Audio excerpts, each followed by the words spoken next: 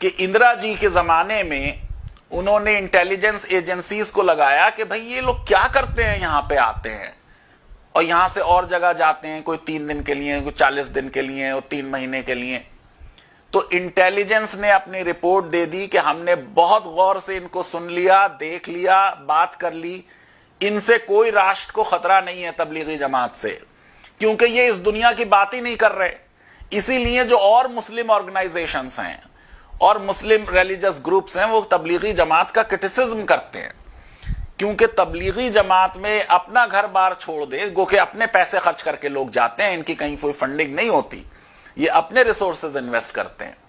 लेकिन फिर भी दूसरे लोगों का यह ख्याल है कि आप अपनी जिम्मेदारी, अपनी पढ़ाई, अपने जॉब पे ज्यादा ध्यान दें, वो भी एक धर्म का ही कार्य है।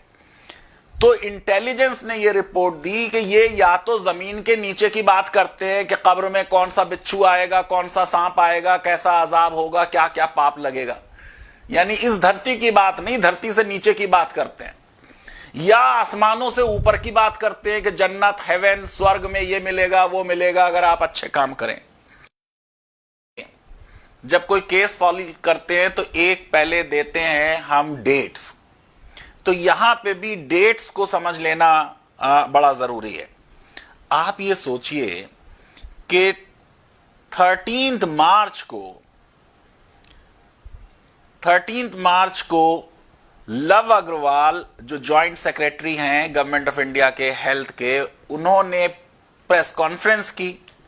तब तक देश में 81 केसेस हो चुके थे, 16 इटालियन थे, 1 कैनेडियन था, और उन्होंने कहा there is no health emergency, no need to panic.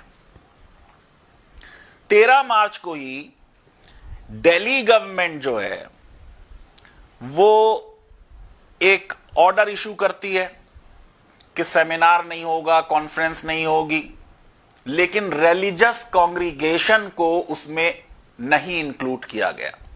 यानी रिलीजियस कांग्रीगेशन 13 तारीख को अलाउड था।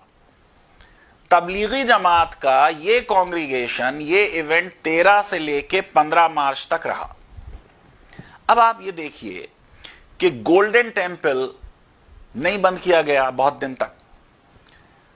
योगी आदित्यनाथ यूपी के चीफ मिनिस्टर हैं, prime minister national lockdown 21 days का अनाउंस कर चुके हैं।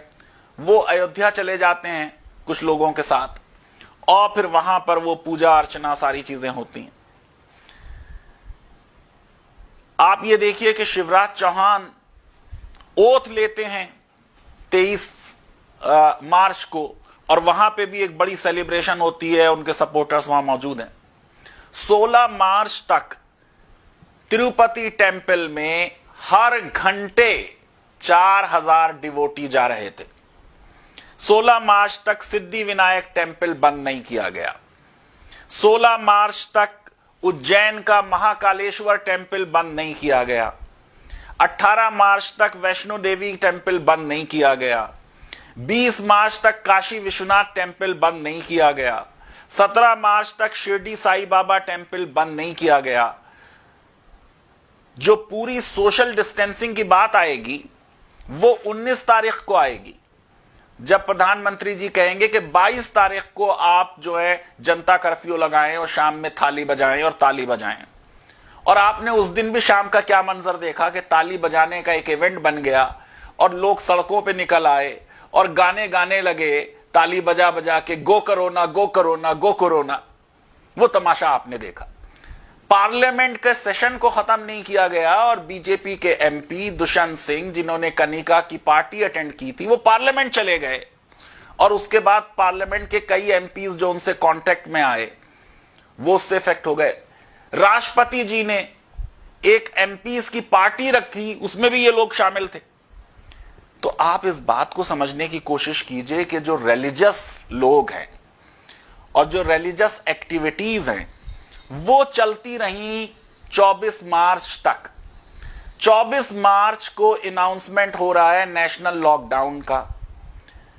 25 मार्च को जो तबलीगी जमात के जिम्मेदार लोग हैं वो एसएचओ को, पुलिस स्टेशन जो बराबर में है, उनको इन्फॉर्म कर रहे हैं कि हमारे यहां इतने लोग हैं और अब आप उनके फॉरेनर्स इतने हैं, उनके लिए इंतजाम करें।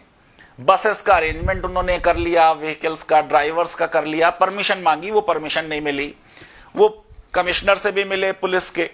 यानी कोई यहां पर नजर नहीं आ रहा कि जब बिल्कुल सब मामला 24-25 के आसपास तक हो रहा है, तब ये लोग वहां जमा नहीं हुए। ये पहले से जमा थे। जब जमा हुए थे, जमा होना मना नहीं था, प्रोहिबिटेड नहीं था। रिलीजियस कांग्रीगेशन मना नहीं था। उस रिलीजियस कांग्रीगेशन के बाद ये लोग वहां पर स्ट्रैंडेड रहे।